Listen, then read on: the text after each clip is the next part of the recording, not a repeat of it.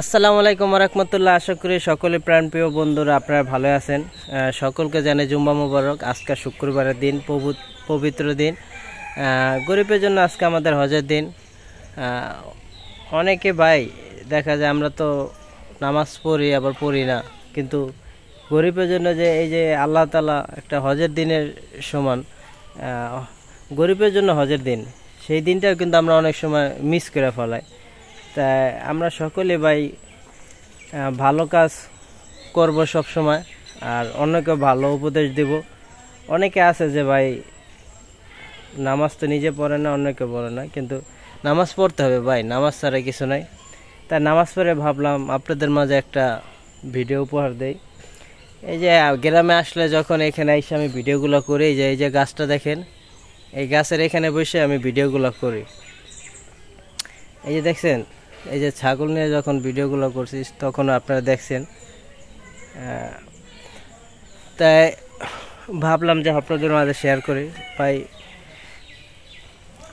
তাই যারাই অবশ্য কন্টিনিউয়ার ভিডিও করেন তাদেরকে বলি যে আপনারা সব সময় ভালো কিছু ভিডিও দেওয়ার চেষ্টা করবেন ভাই। অনেকে বিভিন্ন ধরনের ভিডিও দেয়, কিন্তু আমি সবসময় এমন ভিডিও দেই যে ওখান থেকে যেন মানুষ শিখতে পারে।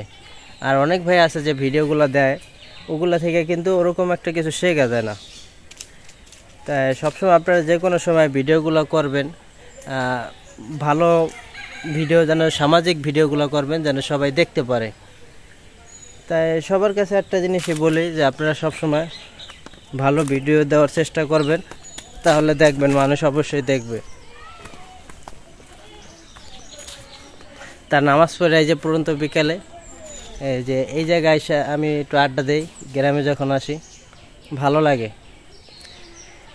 তাই সবাই ভাই যারাই ভিডিও বানান বলি যে আপনারা ভিডিও বানান, কিন্তু এমন ভিডিও বানান না যে সমাজ খারাপ বলে। যে ভিডিও বানাইবেন, ভিডিও তো কত পদের ভিডিও বানান যায়, ভালো ভিডিও দেওয়ার চেষ্টা করবেন যেন মানুষ দেখে। এমন কোনো ভিডিও বানায় না যে সমাজে মানুষ আপনাকে খারাপ বলে। ভিডিও দেখে যদি কেউ না শিখতে পারে কিছু, সেই ভিডিও দেওয়ার থেকে না দেওয়া ভালো। তা আমরা সবসময় যে কোনো ভিডিও দিব না কেন ভালো ভেবে বুঝে তারপরে দিব। ফেসবুকেও কিন্তু রুলস নাই যে আপনি এমন কোনো ভিডিও দিবেন সেগুলো দেখে মানুষ দেখা যায় মানুষ মানে শিখতে পারবে না। শেখার মতন ভিডিও দিবেন, অবশ্যই মানুষ দেখবে। তাই ঈদ সবার কেমন কাটলো সেটা অবশ্যই জানাবেন। আলহামদুলিল্লাহ আমার ঈদটা ভালোই কাটছে, ভালোভাবে আলহামদুলিল্লাহ। আল্লাহর কাছে লাখ লাখ শুকরিয়া দেয়। তাই আপনাদের সবার জন্য সবসময় দোয়া করে আপনারা ভালো থাকেন।